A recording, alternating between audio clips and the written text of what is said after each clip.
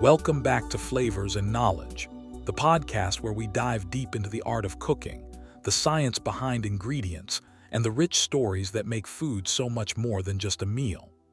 I'm your host, Noah Mitchell, speaking from Chef Walter's Cooking School in Rhode Island, USA, bringing you narrated, factual culinary education, honest food talk, and a few opinions along the way.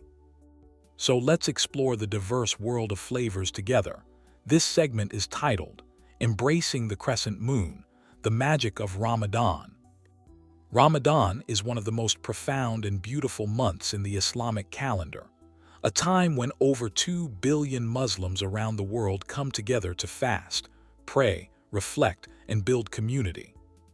Far more than simply not eating or drinking from dawn to sunset, Ramadan is a spiritual reset button, a month-long journey of self-discipline, gratitude, empathy, and drawing closer to God.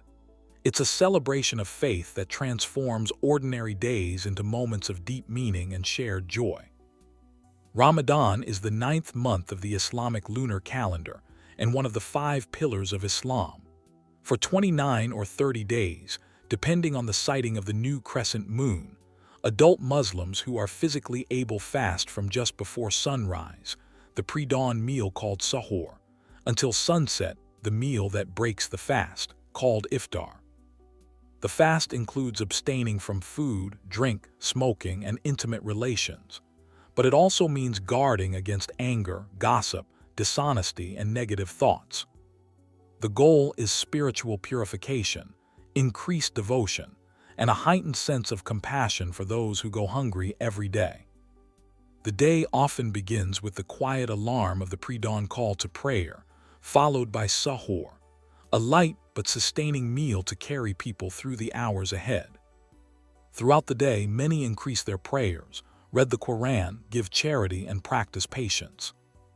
At sunset, the fast is broken, usually with dates and water in remembrance of the Prophet Muhammad's practice, followed by a larger iftar meal shared with family and friends. Special nightly prayers called Tarawih fill mosques with beautiful recitations, and the month reaches its emotional peak during Laylat al-Qadr, the night of power, believed to be the night the Quran was first revealed. The month ends with Eid al-Fitr, a joyous 3-day festival of feasting, new clothes, gift-giving, and gratitude for the strength to complete the fast. Ramadan's roots reach back to 610 CE in the deserts of Mecca, when the Prophet Muhammad received the first verses of the Quran from the angel Gabriel during a period of intense spiritual retreat in the cave of Hira. That night, later called Laylat al-Qadr, marked the beginning of Islam's revelation. Fasting itself became obligatory about a decade later, after the Muslim community had migrated to Medina. The practice built on earlier traditions of fasting found among Jews and Christians in Arabia, but Islam gave it a distinctive form and purpose, a month-long act of worship open to the entire community, rich and poor alike.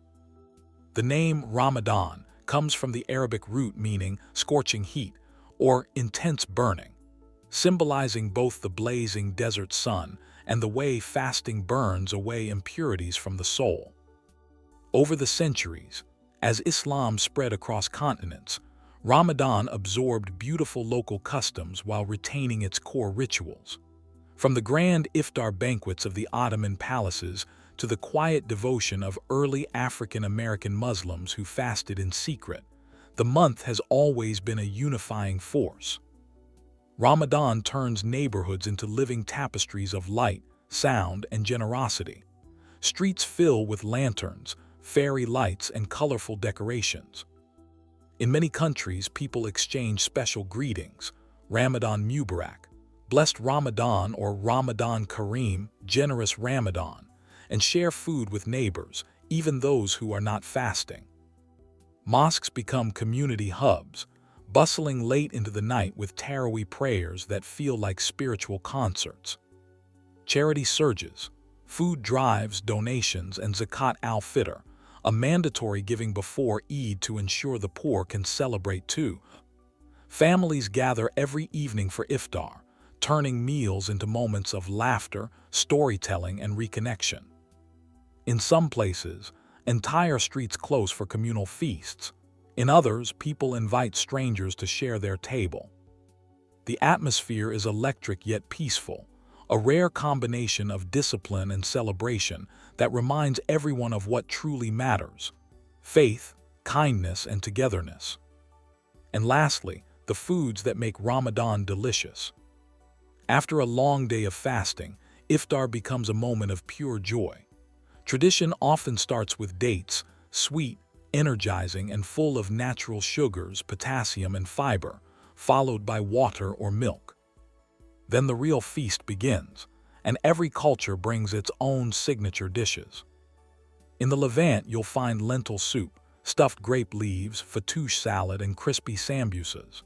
In North Africa, the star is harira, a rich, tomato-based soup with chickpeas, lentils, and fragrant spices, often paired with chabakia, sesame cookies drizzled with honey. Turkish tables feature pied bread fresh from the oven, olives, cheeses, and gules, a light milk pudding layered with pastry.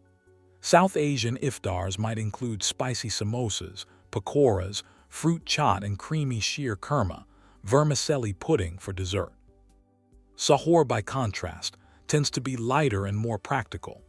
Oatmeal, yogurt, eggs, bananas, nuts, and hydration-heavy foods like cucumber or watermelon to help sustain you through the day. Eid al-Fitr brings the sweetest rewards. Baklava, mamo cookies stuffed with dates or nuts, kanafa dripping with syrup and cheese, and trays of colorful sweets shared with neighbors and loved ones. Ramadan is many things at once: a test of willpower, a school of empathy, a festival of community, and a reminder of life's deeper purpose. It strips away distractions and reveals what matters most: connection with God, with family, and with the wider human family. Whether you're Muslim or simply curious, there's something universally inspiring about millions of people choosing discipline, generosity, and gratitude simultaneously. Ramadan doesn't just happen. It transforms everyone it touches, leaving the world a little kinder, a little brighter, and a lot more hopeful when the crescent moon fades and Eid begins. Ramadan Mubarak to all who observe it, and may its spirit of renewal touch every heart. In conclusion, thanks for joining me on today's journey through flavors and knowledge. If you would like recipes associated with our podcasts, be sure to visit and subscribe free to our newsletter. All the links will be in the show notes. Remember to taste thoughtfully, cook with passion, and keep exploring the endless world of food. Subscribe for more, share with a fellow food lover, and I'll see you in the next episode. Until then, keep your eyes on the fire and stay curious. The content for this episode is written by Chef Walter and produced by Simval Media, USA.